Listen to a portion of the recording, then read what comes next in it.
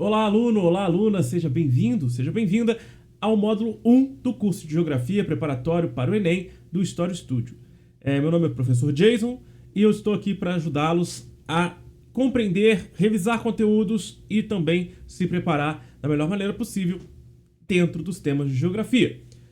Lembrando, este primeiro módulo é só sobre questões ambientais. Se você quiser saber mais assuntos, temos vários outros módulos, são 10 módulos no total do conteúdo de Geografia. Então, olha só, por que eu escolhi como módulo 1 questões ambientais? Porque é o tema mais cobrado no Enem, principalmente nos últimos 5 anos, mesmo no momento de pandemia, tá? Então, olha só, prestando bastante atenção nesse assunto, a gente precisa primeiro compreender o que é sustentabilidade. Um dos tópicos mais relevantes quando a gente fala sobre questões ambientais. A gente está falando aqui de crise climática, crise ambiental, está falando sobre tragédias, principalmente o que aconteceu no Rio Grande do Sul, neste ano de 2024. E a gente pensa, complicado, mas a gente precisa também entender como que pode ser tão complexo um conteúdo que pode ser cobrado de várias frentes possíveis a partir de uma palavrinha: sustentabilidade. Palavra essa que aparece inúmeras vezes nos vestibulares, principalmente no Enem, e a gente precisa entender o histórico dela. Eu, como professor de História também, vou trazer um pouquinho do processo histórico da formação da palavra sustentabilidade nesta primeira aula. Então, vamos compreender que isso tudo começa com as conferências ambientais, ou conferências climático-ambientais. Isso começa em 1968, com a formação do Clube de Roma. E aí o Clube de Roma, ele tem até uma logo, né, essa logo bonitinha aqui do lado, né? Porém, há uma concentração nos países mais ricos do mundo, principalmente os países europeus, por isso o Clube de Roma, né? Eles vão se reunir em Roma para discutirem as questões ambientais aplicadas à industrialização. Então não é aplicado ao meio ambiente, não é aplicado à saúde, não é aplicado ao bem-estar social, não é aplicado à sobrevivência do planeta Terra, não é aplicado a tragédias ambientais, é aplicado à falta de recursos naturais, recursos de matéria-prima para a indústria europeia. Então, o Clube de Roma ele reúne as principais fortunas europeias, os principais países da Europa industrializados que pretendem compreender a falta ou a escassez de recursos naturais devido à alta exploração feita principalmente dentro do território europeu, né? A Europa perde inúmeras florestas, perde inúmeros recursos como carvão, por exemplo, devido à alta exploração durante a primeira e a segunda Revolução Industrial. Aqui a gente está vivendo um momento de Guerra Fria. 1968 é uma disputa ideológica e acelerada devido ao processo de Guerra Fria. Guerra Fria é um tópico que a gente vai ver lá no módulo de Geopolítica, tá? E a gente também vê isso lá em História. Então, olha só, pensando nisso, o Clube de Roma ele não foi tão bem sucedido assim, né? Em 68 eles começam a se reunir, começam a discutir sobre isso tudo. É criado, inclusive, alguns materiais impressos. A gente tem um livro que fala sobre o Clube de Roma. Porém, vamos lembrar também que são todos eles pensados para a dificuldade e a preocupação futura sobre a industrialização na Europa com a escassez de recursos naturais. É uma forma que a Europa viu de culpar os países pobres pelas questões ambientais, pela falta de recurso ambiental e também pelas crises possíveis que o meio ambiente poderia causar para a indústria, tá? O Clube de Roma ele é fundamental para o processo que a gente estava vivendo na política mundial, que é o neoliberalismo, que é o processo não só da política neoliberal, mas da economia neoliberal. É também a partir dali que a gente justifica, por exemplo, o neomalthusianismo. Tá? O neomalthusianismo a gente vai ver lá em população. É um dos tópicos aqui entre os 5 primeiros do Enem, né, em Geografia. Então, neomalthusianismo, a gente vai aprender lá no módulo de população, ele é justificado a partir do Clube de Roma em 68. A questão do Clube de Roma é também parte do pontapé inicial do neoliberalismo. O neoliberalismo econômico, o neoliberalismo como política, né, que vai ser aplicado muito ferozmente com a Dama de Ferro, com a Margaret Thatcher lá na Inglaterra, que vai tentar ser replicado em vários lugares do mundo. Isso inclui no Brasil, né, com o neoliberalismo ali, que vai chegar no Brasil um pouco tardiamente por causa da nossa ditadura militar dos anos 60 até os anos 80. Então chega pra gente o neoliberalismo já ali com Collor e principalmente com FHC, né? Então a gente engloba ali umas questões de história nesse momento, né? Beleza. O Clube de Roma, então, aparentemente não englobava o mundo inteiro, né? Era só pensado nessa estrutura. Só que em 1972, nós tivemos uma nova reunião, e dessa vez uma reunião que juntou ali em Estocolmo, né, 113 países do mundo inteiro se juntaram, e dessa vez não são só os países ricos, os países pobres também vão até lá, e questionam as decisões tomadas pelo Clube de Roma e os momentos de reunião do Clube de Roma que culpavam os países mais pobres pela degradação ambiental. E dessa vez, lá em Estocolmo, pela primeira vez, a gente vai pensar no meio ambiente como uma estrutura global, uma estrutura mundial. Então aqui, apesar do Clube de Roma ter como estratégia colocar na logo o globo, ele não pensava no globo, pensava somente na estrutura da Europa industrializada, tá? Já a Conferência de Estocolmo é algo global. Então reúne mais de 110 países para que eles possam discutir mecanismos globais para preservação e conservação do meio ambiente, porém, ainda assim culpando os países pobres pela infraestrutura de poluição. Então, culpava os países pobres pela alta poluição. Por quê? Porque nesse momento da história, a gente vai viver a Guerra Fria, e por viver a Guerra Fria, os países ricos capitalistas, na Europa, Estados Unidos, eles tentaram, e eles conseguiram, obviamente, ampliar sua rede e o seu tentáculo capitalista para inúmeros países pobres e países que estavam querendo se desenvolver industrialmente, como o caso do Brasil, do México, da Argentina, né? Esses países recebem a indústria mais precária, uma indústria com uma mão de obra mais barata, uma indústria que tem menos recursos tecnológicos, uma indústria que polui muito mais. São países que vão receber essa indústria, por quê? Porque tem impostos menores, tem mais mão de obra barata, tem mais matéria-prima barata, e também são países que têm menos legislação ambiental. Tem menos preocupação em legislar sobre o meio ambiente, porque há um interesse econômico superior ao interesse ambiental, ao interesse de manter o planeta saudável.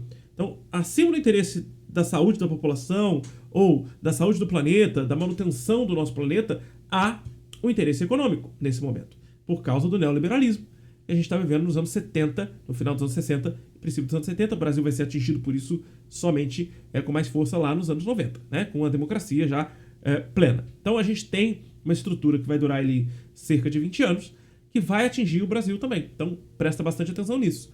Quando a gente chega na Conferência de Estocolmo, o Brasil e os países pobres em desenvolvimento são culpados de serem os mais poluentes. Por quê?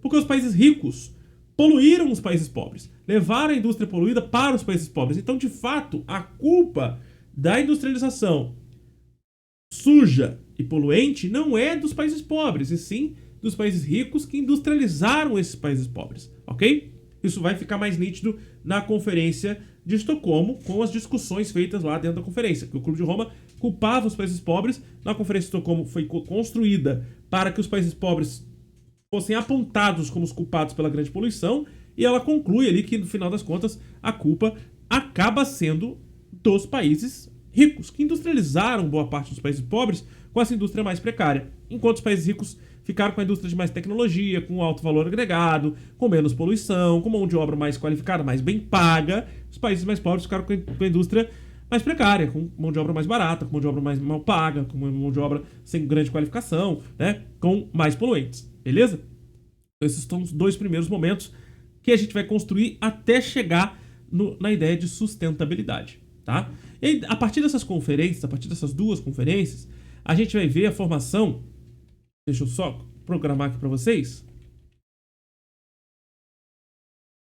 Aí, a imagem que vai aparecer para vocês já já. Ó, para a gente entender, essas duas primeiras conferências, elas são fundamentais para que a gente possa, pela primeira vez, como um mundo mais unido, como um planeta, pela primeira vez a gente vai compreender o que é entender, de fato, a poluição no planeta causada pelo ser humano. E é a primeira vez ali em Estocolmo que a gente apontar a indústria como culpada, ou o desenvolvimento industrial da primeira e segunda revolução, como culpados pelo avanço da poluição no planeta. E 20 anos depois, lembrando, a Conferência de Estocolmo é 1972, tá? E aí 20 anos se passam, 20 anos depois, a gente vai ter a Eco 92. Eco 92 é no Rio de Janeiro, 92. Guerra Fria já acabou, União Soviética já acabou, Brasil já é democrático. E com voto, né? Com voto democrático mesmo, né? A gente já tem a população votando. Então em 92, é feita a Eco 92 lá no Rio Centro, no Rio de Janeiro, lá em Jacarepaguá. Uma conferência com mais de 140, 150 países. Não interessa aqui o número pra gente nesse momento. E ali vai ser cunhado um novo conceito, que é o conceito de sustentabilidade. Deixa eu jogar essa imagem que eu preparei para vocês aqui agora. Ó, o conceito de sustentabilidade, ele vai englobar vários fatores. Isso inclui o desenvolvimento das cidades, o desenvolvimento das indústrias, novas fontes e matrizes de energia para manter-se em desenvolvimento. Desenvolvimento econômico, desenvolvimento industrial, desenvolvimento populacional, desenvolvimento de melhor qualidade de vida, né, o welfare state lá da Europa, mantendo-se assim em desenvolvimento sem que haja uma grande degradação do meio ambiente, sem que haja um grande avanço sobre a degradação ambiental. Então, ó, a palavrinha-chave aqui é que lá nos anos 70, né, uma cientista começou a desenvolver o pensamento sobre o desenvolvimento sustentável e nos anos 80 ela cria o conceito de desenvolvimento sustentável, de se desenvolver mantendo-se a boa relação com o meio ambiente, mantendo-se uma boa relação com o meio, ok? Sem que haja uma grande degradação ambiental. Esse conceito vai se resumir em sustentabilidade em 1992, lá na Eco 92 no Rio de Janeiro. Então, ó, palavrinha mágica, palavrinha importante é, vou escrever para vocês aqui, ó, na minha canetinha. Vamos lá, cadê eu? Aqui. Vou botar aqui embaixo, ó. Sustentabilidade. Ok? Misturei. Então, Ctrl Z aqui para quem tem toque.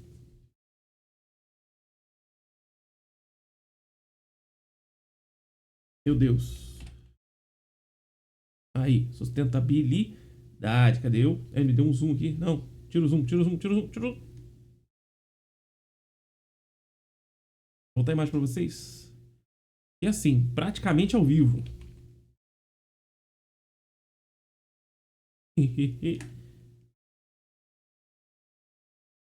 Aqui. Não é isso que eu quero mexer, E bugamos. Eu quero mexer aqui, na estrutura.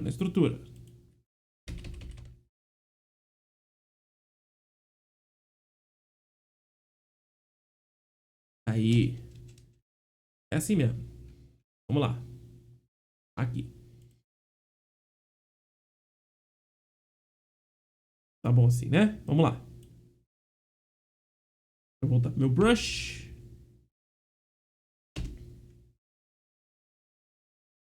Eu tava aqui. Sustentabilidade.